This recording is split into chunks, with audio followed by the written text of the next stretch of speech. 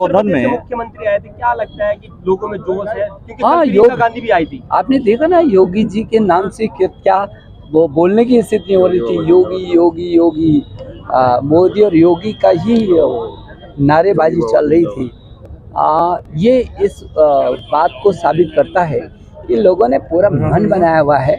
योगी बाबा जिंदाबाद। जो उत्साह उल्लास के साथ जो वातावरण है और जिसमें योगी जी का जो उद्बोधन हुआ है उससे और जोश कार्यकर्ताओं में आएगा और वो तेजी से और काम करेगा। प्रियंका गांधी ने कहा कि जो बीजेपी हम पे परिवारवाद का आरोप लगाती है वो परिवारवाद नहीं, देशभक्त है।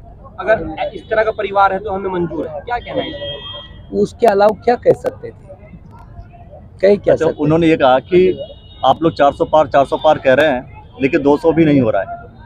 वो तो भविष्य बता देगा कि वो कहाँ हैं और आज भविष्य के योगी में एक तरफा मतदान जो देश के लोगों ने मन बनाया है। ये देश मोदी जी को फिर तीसरी बार हर हाल में प्रधानमंत्री देखना चाहते हैं। योगी जी ने अपने भाषण में ये कहा कि जब वो पूछते हैं लोगों से कि आप वोट किसे देंगे तो स्टेटमेंट में ये आता है कि जो राम को लाए हैं हम उनको लाएंगे। अच्छी बात। तो सिर्फ राम के ऊपर ही सब कुछ चलता नहीं, उन्होंने कहा ऐसा वातावरण बन गया। राम इस देश का आराध्य है। राम को पूरी दुनिया पूजती है साहब।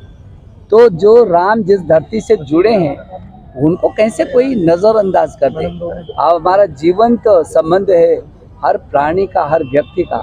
इसलिए उन्होंने कहा देश के जिस कोने में भी जाते हैं तो ऐसा नारा एक स्वतःस्फूर्त हो रहा है कि जो राम को लाए हैं हम उनको लाएंगे और अब की बात 400 पार। हम लाएंगे हमारी बहुमत से, सहमत है और फिर मेरे साथ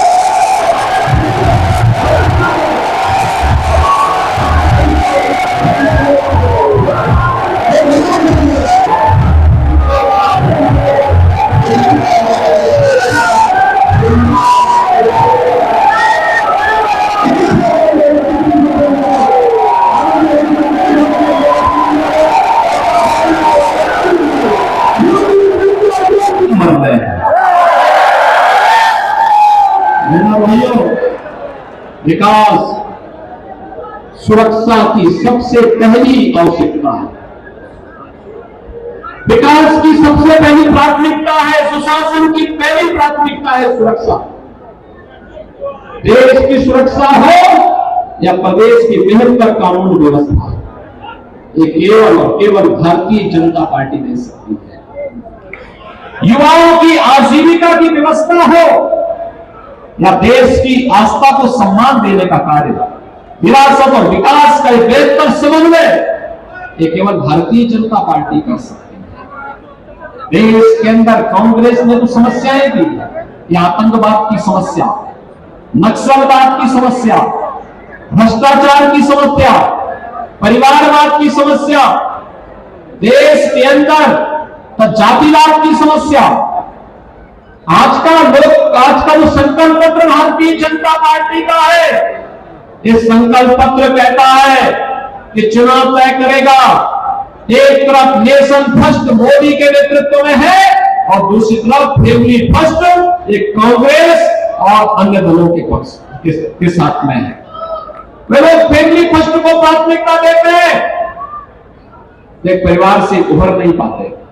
और भारतीय जनता पार्टी सब कुछ राष्ट्र के लिए समर्पित है। त्रिवेंद्र सिंह रावत जी को कई वर्षों तक राष्ट्रीय स्वयंसेवक संघ के प्रचारक के रूप में कार्य किया। ये नेशन फर्स्ट और फैमिली फर्स्ट के बीच में चुनाव, जो देश के लिए समर्पण के भाव के साथ कार्य कर सकता है वही राष्ट्र के बारे में सोच सकता है। और जिन्होंने अपने परिवार को चिंता से मुक्त होकर के देश के लिए अपने आप को समर्पित किया है, आपका सौभाग्य है कि आपका प्रत्याशी त्रिवेंद्र सिंह रावत एक परंपरा के ग्राहक है। उन्होंने कई दशक केवल और केवल इस बात के लिए समर्पित किए थे कि बहनों और भाइयों कि हम अपने देश के लिए जिएंगे, अपनी मातृभूमि के लिए, अपनी संस्कृति के लिए, उसके संवर्धन के लिए अपना जीवन समर्पित करेंगे। और इसीलिए उन्होंने संगठन मंत्री के रूप में अलग अलग स्तर पर कार्य करते हुए कार्य निरंतर प्रयास करते रहे। और आज इसी का परिणाम है कि आज उत्तराखंड में जब जैसे ही उनके नाम की घोषणा होती है, लोगों में उत्साह और ममता, युवाओं में, समाज के अलग अलग तबके में एक नया उत्साह देखने को मिला। और बहनों भाइयों, आज मैं आपके बीच में यही अपील करने के लिए आया हूं। उत्तर प्रदेश और उत्तराखंड विकास की एक साझी परंपरा को लेकर के चलेंगे, एक साझी परंपरा को लेकर के। और उत्तर प्रदेश के अंदर हमें विकास भी करना है, सुरक्षा भी देना है। बहनों और भाइयों, सुरक्षा का जितना बेहतर माहौल उत्तर प्रदेश में होगा, उसका सर्वाधिक लाभ उत्तराखंड को प्राप्त होगा। और मैं आपको इस बात के लिए कह सकता हूं, कुछ लोग बोलते हैं कि उत्तर प्रदेश में कार्रवाई हो रही है, तो ऐसा तो नहीं होगा कि ये सब अपराधी उत्तर या माफिया उत्तराखंड में भागे। मैं कहता हूं, देखो, मैं उसको इस लायक ही नहीं छोड़ूंगा कि वहां से निकल जाए, इस लायक ही नहीं छोड़ेंगे। और बहनों भाइयों, इसीलिए आपसे अपील करने के लिए आया हूं कि त्रिवेंद्र जी ने जो कार्य किया है, यहां के विकास की आधारशिला 2017 में उन्होंने जो रखी, आज उसी इमारत को आगे बढ़ाते हुए श्री पुष्कर सिंह धामी जी तेजी के साथ उसे आगे बढ़ाने का काम कर रहे हैं। विकास की और विरासत की इस परंपरा को आगे बढ़ाने का जो शुरुआत उन्होंने 17 में प्रधानमंत्री मोदी जी के कारण प्रारंभ किया था, आज बहनों और भाइयों, हरिद्वार में उस व्यवस्था को और अच्छे ढंग से आगे बढ़ाने की आवश्यकता है। और इसीलिए आज मुझे आपके बीच में विशेष रूप से आने की आवश्यकता पड़ी है, क्योंकि मैं जानता हूं वैसे भी आपका आशीर्वाद भारतीय जनता पार्टी को यहां पे प्राप्त हुआ। हमारे माननीय निशंक जी यहां से लोकप्रिय सांसद के रूप में उन्होंने एक शानदार कार्य की। केंद्र में मंत्री के रूप में, शिक्षा मंत्री के रूप में देश को नई राष्ट्रीय शिक्षा नीति मिली। और आज उन्हीं के आशीर्वाद से यहाँ पर त्रिवेंद्र जी फिर से आप सबके आशीर्वाद प्राप्त करने के लिए भारतीय जनता पार्टी के राष्ट्रीय नेतृत्व ने उन्हें आपके पास भेजा है। और इस अवसर पर मैं आप सबसे अपील करूंगा कि त्रिवेंद्र जी को कितने लोगों से विजयी बना करके भेजे।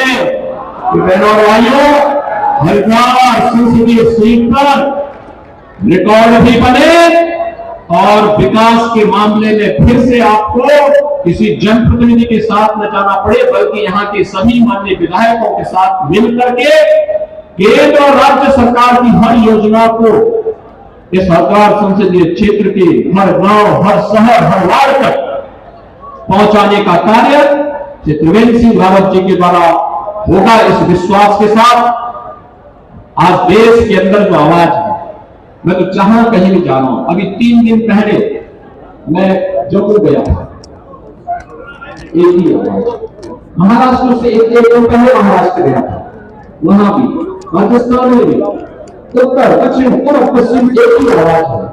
और आवाज है कि जो राम को लाए हैं हम बिल्कुल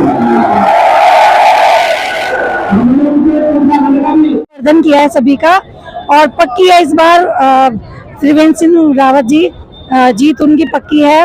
और हम सभी महिला मोर्चा की सभी महिलाएं भी सभी उन्हीं के साथ हैं। और जय श्री राम। जिस प्रकार देखा उन्होंने बहुत ही जोरदार भाषण दिया, क्या उस भाषण से लोग प्रभावित होते हैं कि नहीं होते? बिल्कुल, उनका भाषण तो हमेशा ही अच्छा रहता है। पहले हमने उन्हें साक्षात नहीं देखा था, पर अब रुड़की शहर में हमने उन्हें साक्षात देखा है।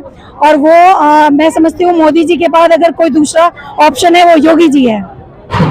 लगातार यहाँ से देखा जा रहा है कि कांग्रेस भी अपना दावा ठोक रही है, और उमेश कुमार जी उधर हैं, एक ललित कुमार इंजीनियर जी है जो पीपीआई पार्टी ऐसा है जी। क्या वो सभी लोगों को धराशायी कर देगी भाजपा? कांग्रेस को 60 वर्ष का समय मिला है, उसमें वो कुछ नहीं कर पाई है, तो अब वो क्या करेगी?